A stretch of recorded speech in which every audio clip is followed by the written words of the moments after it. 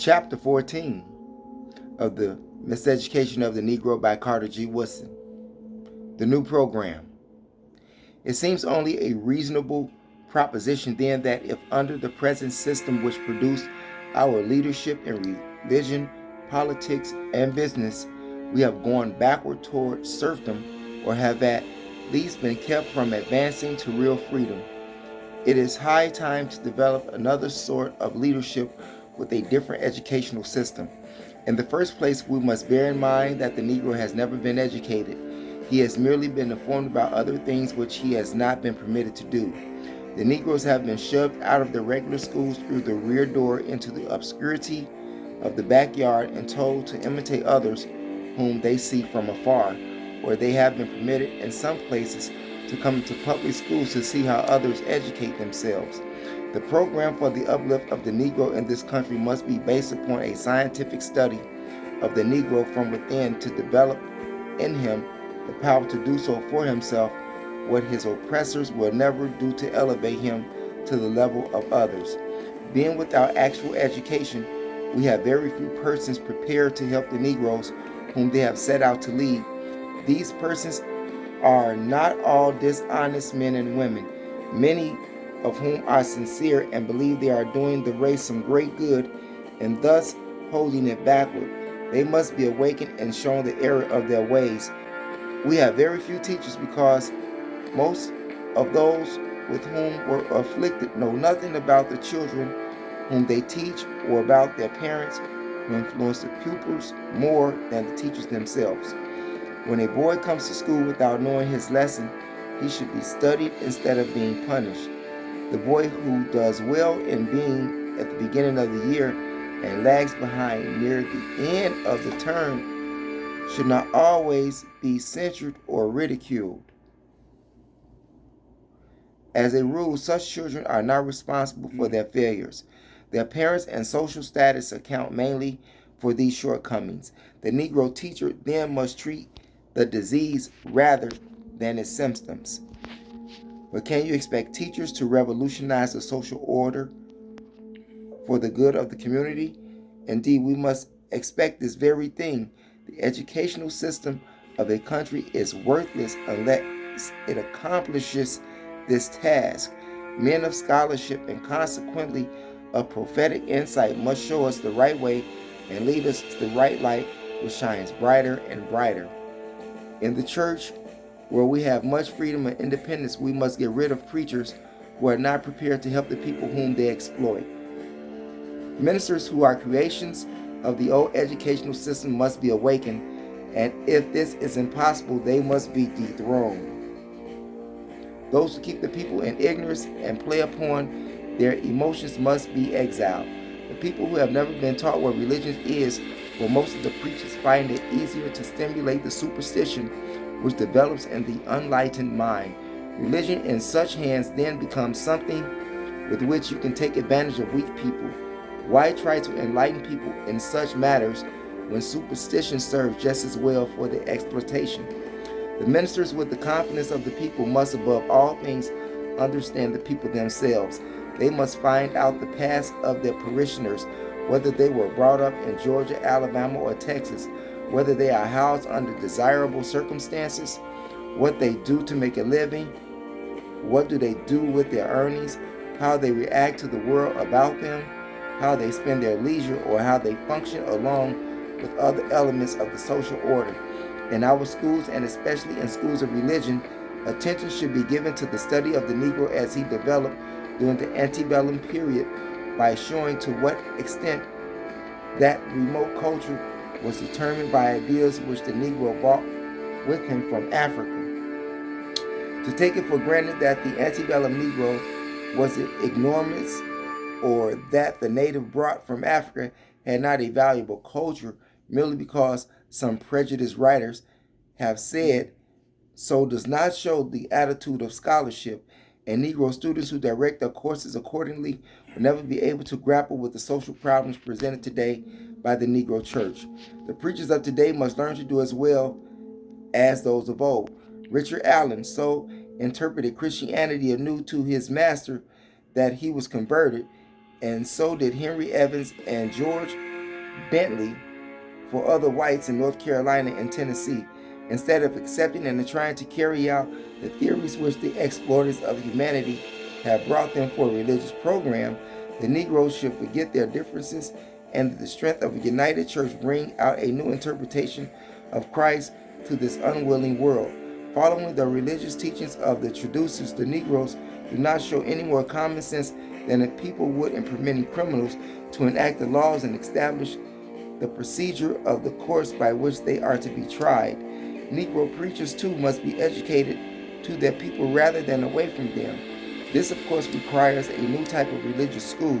To provide of such training, the Negro church must get rid of burdensome supervisory force.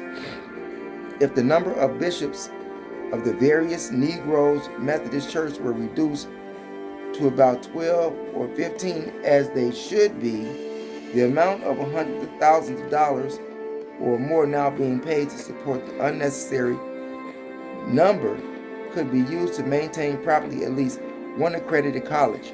And what is now being raised here and there is support various strugglings but starving institutions to keep alive by ambitious bishops and preachers could be saved to the people.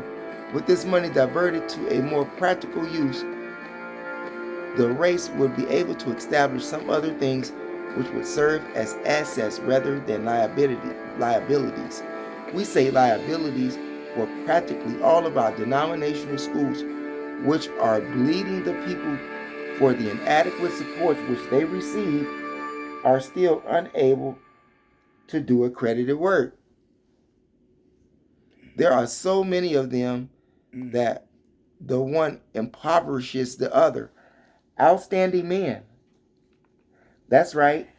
Outstanding men of the church, therefore, have to acquire their advanced education by attending other schools in the beginning or by taking additional training elsewhere after learning all our denominational schools can offer. This is a loss of ground which should be recognized if the church is to go forward.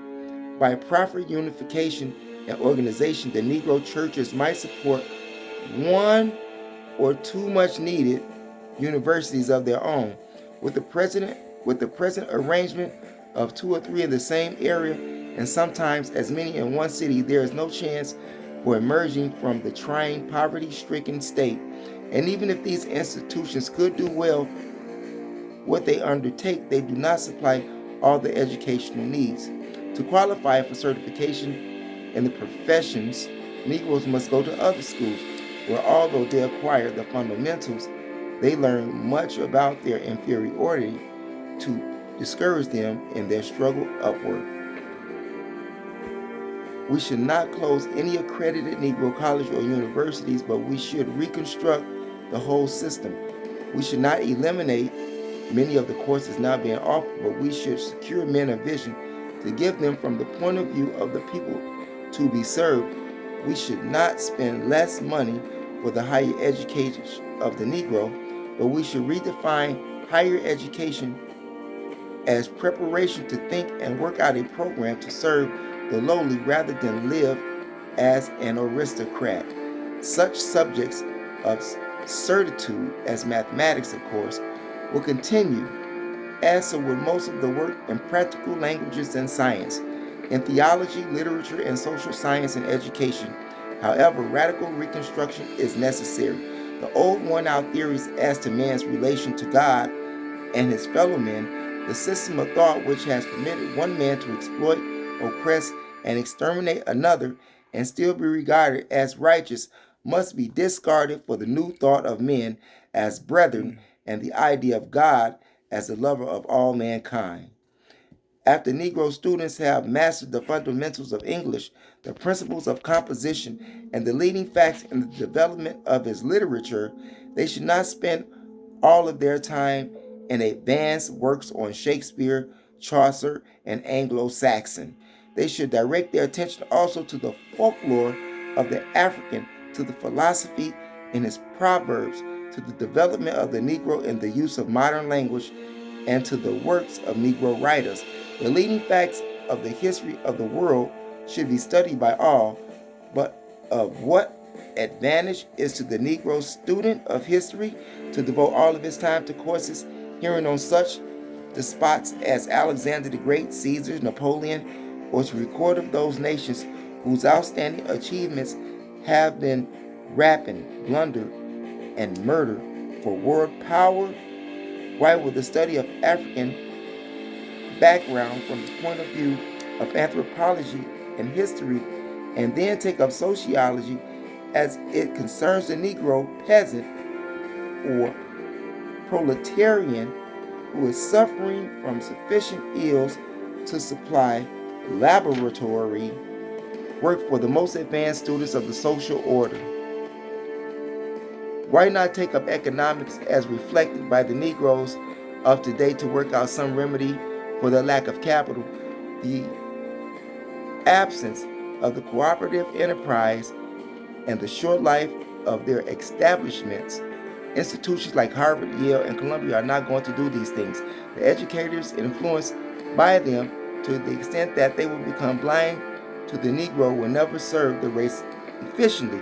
To educate the Negro, we must find out exactly what his background is, what he is today, what his possibilities are, and how to begin with him as he is and make him a better individual of the kind that he is, instead of cramming the Negro mind with what others have shown that they can do. We should develop this latent powers that may perform in society a part of which others are not capable. During his life, the author has been striking examples of how people should and should not be taught. Some of these are worth relating. Probably the most interesting was that of missionary work in China. In 1903, the author crossed the Pacific Ocean with 26 missionaries who were going to take the Orient by storm. One Todd from North Carolina was orating and preaching almost every day to stimulate his co-workers to go boldly to the task before them. Dr. DeForest, long a missionary to Japan, informed them that the work required more than enthusiasm, that they could not crush into the homes of the natives, saying, "Peace be to this house," for it might turn out the other way and give somebody the opportunity to say, "Peace to his ashes." Dr. DeFrost explained to them that how he chose a decidedly different course, preferring first to study the history, the language, the manners, and the customs of the people, to approach them intelligently, and not until he had been in the country 4 years did he undertake to exhort. But after that time he had great success and had been invited to preach before the Mancudo himself. Now Todd did not take this advice, and he had not been to China 5 months before he and his wife had been poisoned by their native cook, who had become incensed at the way they interfered with the institutions of his people. Another striking illustration was the education of the Filipinos. Not long after the close of the Spanish-American War, the United States government started out to educate the Filipinos overnight. Numbers of highly trained Americans were carried there to do the work. They entered upon their task by teaching the Filipinos just as they had taught American children who were otherwise circumstanced. The result was failure. Men trained at institutions like Harvard, Yale, Columbia, and Chicago could not teach these people and had to be dismissed from their service. Some of these scholarly Americans had to be maintained by the subscription of friends until they could be returned to this country on government transportation. In the meantime, however, there came along an insurance man who went to the Philippines to engage in business. He had never taught at all, and he had never studied authorities like Bagley, Jude, and Thorndike, but he understood people. Seeing that others had failed, he went into the work himself. He filled the classroom with thousands of objects from the pupils' environment. In the beginning, he did not use books very much because those supplied were not adapted to the needs of the children. He talked about the objects around them. Everything was presented objectively. When he took upon the habits of the snake, he brought the reptile into the school for demonstration. When he taught the crocodile, he had one there. In teaching the Filipinos, music did not sing, "Come shake the apple tree." They had never seen such an object. He taught them to sing, "Come shake the lumboy tree," something which they had actually done. In reading, he did not concentrate on the story of how George Washington always told the truth. They had never heard of him and could not have appreciated that myth if someone had told them about it. This real educator taught them by their own hero, Jose Rizal, who gave his life as a martyr for the freedom of his country. By and by, they got rid of most books based on the life of American people and worked out an entirely new series dealing with the life of Filipinos. The result then was that this man and others who saw the situation as he did succeeded, and the work of the public schools in the Philippines is today outstanding achievement of the Americans in that country. We do not mean to suggest here, however, that many people should ignore the record of the progress of other races. We do not advocate any such unwise course. We will say hold on to the real facts of history as they are, but complete such knowledge by studying also the history of races and nations which have purposely been ignored. We should not underrate the achievement of Mesopotamia, Greece, and Rome, but we should give equally as much attention to the internal African kingdoms, the Songhai Empire, and Ethiopia, which through Egypt decidedly influenced the civilization of the Mediterranean world. We will not ignore the rise of Christianity and development of the church, but we will not at the same time give honorable mention to the persons of African blood who figured in the achievements and who today are endeavoring to carry out the principles of Jesus, long since repudiated by most so-called Christians. We would not underestimate the achievement of such the captains of industries who in the commercial expansion of the modern world have produced the wealth necessary to ease and comfort. But we would give credit to the Negro who so largely supply the demand for labor by which these things have been accomplished. In our own particular history, we would not dim one bit the luster of any star in our firmament. We would not learn less of George Washington, first in war, first in peace, and first in the hearts of his countrymen, but we will learn something also on the 3,000 Negro soldiers of the American Revolution who helped to make this father of our country possible. We will not neglect to appreciate the unusual contribution of Thomas Jefferson to freedom and democracy, but we would invite attention also to of his outstanding contemporaries, Phyllis Wheatley, the writer of interstitial verse, and Benjamin Banneker, the mathematician, astronomer, and advocate of a world peace plan set forth in 1793 with the vital principles of Woodrow Wilson's League of Nations. We would in no way detract from the fame of Perry on Lake Erie or Jackson and New Orleans in the second struggle with England, but we would rather remember the gallant black men who assisted in winning the memorable victories on land and sea. We would not cease to pay tribute to Abraham Lincoln as the savior of the country, but we would ascribe praise also to the 178,000 Negroes who had to be mustered into the service of the Union before it could be reserved, and by the heroism demonstrated that they were entitled to the freedom and citizenship. And that, my people, is chapter 14. I hope that you all have been keeping up, and if you haven't, go over to the live section on this channel and you will find chapters 1 through chapters 12. Chapters 13 through 17 will be uploads. I want to thank you for viewing, you all. I hope that you got something out of this great information that we have presented for you. It is your brother, the MOPOWERZ, where knowledge is power. Remember, it is your third eye that makes you shine like jewelry.